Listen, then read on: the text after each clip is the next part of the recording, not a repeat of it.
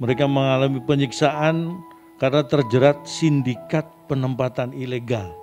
Dan bahkan mereka juga pada akhirnya terpaksa menjual harta benda milik mereka dan keluarganya untuk menjadi modal bekerja di luar negeri. Dan ini juga tentunya tidak boleh dibiarkan, Cak, karena memang negara harus turun tangan.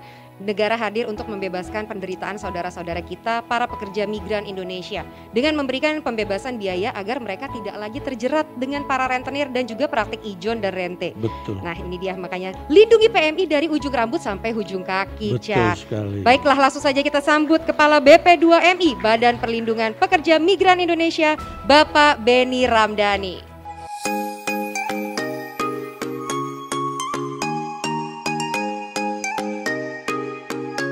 Konnichiwa minasan, selamat datang lagi di channel EDPNI, channelnya Kensuse atau Es Magang. Oke, di video kali ini atau di konten kali ini aku mau bikin konsep baru atau konten baru. Nah, nama konten kali ini adalah Kabar TKI. Nah, di konten Kabar TKI ini aku akan ngasih informasi seputaran TKI atau informasi seputar TKI dari luar negeri, dari Jepang, Korea, Taiwan, Hong Kong, Singapura, pokoknya lain-lain. Pokoknya berita terbaru seputaran TKI akan aku upload di konten ini. Nah, di konten kali ini atau di video kali ini aku akan ngebahas soal pembiayaan kerja ke luar negeri itu sekarang gratis. Ya, itu sudah diresmikan pada kemarin tanggal 12 Agustus kemarin. Jadi akan aku angkat di video kali ini, akan aku bedah total semuanya, apakah beneran gratis ataukah ada syarat-syarat tertentu. Nah, di video kali ini akan kita kupas tuntas bareng-bareng, dari mulai pengertiannya, apa sih programnya, terus persyaratannya seperti apa. Nah, mari kita bahas bareng-bareng. Ternyata BMP2MI bekerja sama dengan BNI meluncurkan program kredit tanpa agunan untuk pekerja migran Indonesia. Nah, ya kan? Nah, ternyata nggak gratis, harus minjam atau utang dulu. Nah, untuk angsurannya, setelah ngutang, angsuran ini dapat diangsur dari penghasilan setelah penempatan di luar negeri. Nah, jadi kemungkinan ini kita utang dulu ke Bank BNI, terus setelah kita ngutang itu diansurnya setelah kita kerja di luar negeri atau kita kerja di negara penempatan yang ingin kita kerja di sana. Jadi ya lumayan membantu ya.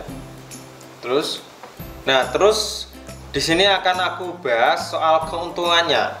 Keuntungan kita ikutan kur TKI ini atau kur PMI ini, keuntungannya apa aja sih yang bisa kita dapat apabila kita mengambil ini. Nah, untuk keuntungannya ada banyak sekali ya. Yang pertama yaitu bunga hanya 0,92% efektif per bulan. Terus platform kredit sesuai biaya penempatan di luar negeri atau maksimal 50 juta. Set, bisa sampai 50 juta ya utangnya. Terus yang ketiga, pembebasan biaya administrasi kredit. Terus keuntungan yang keempat, jangka waktu hingga 18 bulan dari mulai awal pra penempatan, 6 bulan masa penempatan 1 tahun atau 12 bulan. Nah, di sini sedikit akan aku jelaskan. Jadi untuk jangka waktunya dibayarkan itu setelah kerja di Jepang, istilahnya 1 tahun ya, jangka waktunya 1,5 tahun untuk pembayarannya ya. Nah, ini tanda tanyanya kalau semisal kita sudah hutang terus kita nggak berangkat itu gimana ya? Itu sebagai tanda tanya juga sih. Nah, tadi kita sudah membahas keuntungannya, jadi sekarang kita akan membahas persyaratan untuk mendapatkan program ini, yaitu pertama, warga negara Indonesia. 2, berusia minimal 18 tahun. 3, wajib membuka rekening Taplus Pekerja Migran Indonesia. Terus melampirkan surat rekomendasi unit pelayanan teknis Badan Perlindungan Pekerja Migran Indonesia atau UPT BMP2MI. Terus lolos pra med check kemudian mengisi formulir. Terus caranya gampang banget, ajukan langsung melalui UPT BMP 2MI. Nah, jadi untuk mendapatkan program ini, teman-teman bisa menghubungi UPT BMP 2MI di kota-kota kalian. Nah, di sini akan aku sedikit sedikit beri komentar untuk program ini. Nah, jadi ini programnya lumayan bagus buat kita yang tidak punya biaya atau istilahnya nol rupiah. Ini patut kita ambil apabila kita ingin bekerja ke luar negeri.